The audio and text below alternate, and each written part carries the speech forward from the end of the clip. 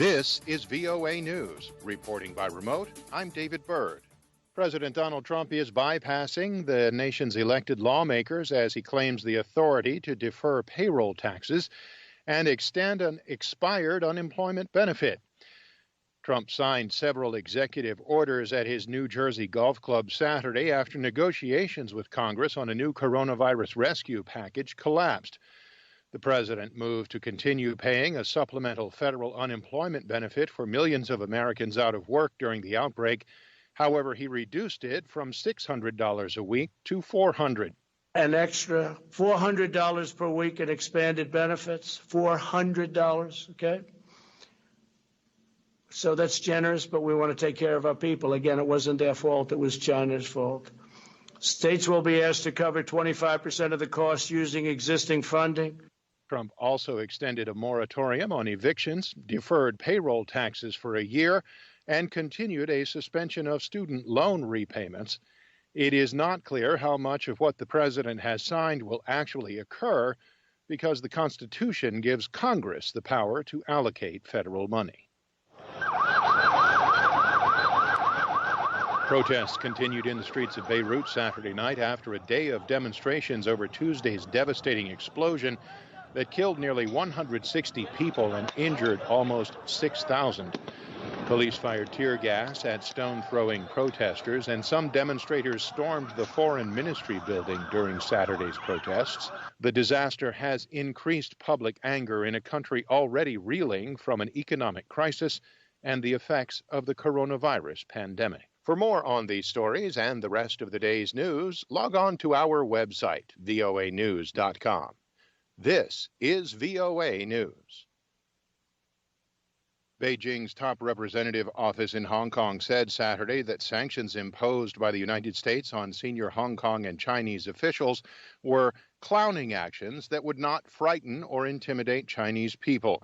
Reuters' Olivia Chan reports. The United States on Friday imposed sanctions on Luo Huining, the head of China's liaison office, as well as Hong Kong's leader Carrie Lam and other current and former officials. Washington accuses these officials of curtailing political freedoms in the global financial hub. The sanctions freeze any U.S. assets of the officials, prohibit them from carrying out business in the country, and generally bar Americans from doing business with them. The move accelerates rapidly deteriorating Sino-U.S. ties more than a month after Beijing imposed sweeping national security legislation on Hong Kong. That's Reuters' Olivia Chan.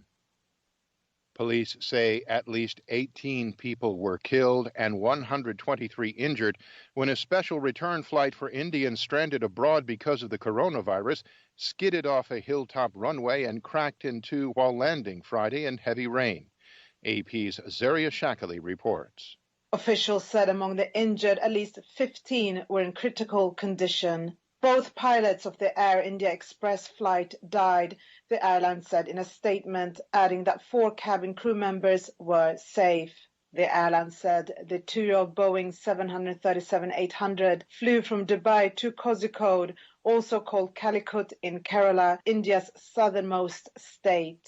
There were 174 adult passengers, 10 infants, 2 pilots and 4 cabin crew members on board. I'm Zaria Shakali. Tens of thousands of motorcycle enthusiasts have gathered in Sturgis, South Dakota this weekend.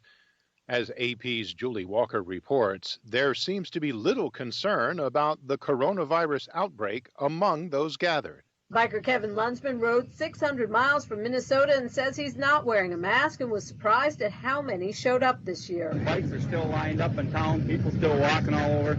Occasionally, you see somebody, there's a lady sitting over there with a mask on, but that's about it. Yeah. Okay. Everybody's still partying hardy. But the coronavirus has changed some things, says Bob Graham, who's marking his 36th straight year. There's less people. There's not as many masks as I thought there would be. When we walk up and down the streets, we wear our masks religiously. Sturgis organizers say 250,000 could show up. I'm Julie Walker. For more on these stories and the rest of the day's news, log on to our website, voanews.com. Reporting by remote, I'm David Byrd, VOA News.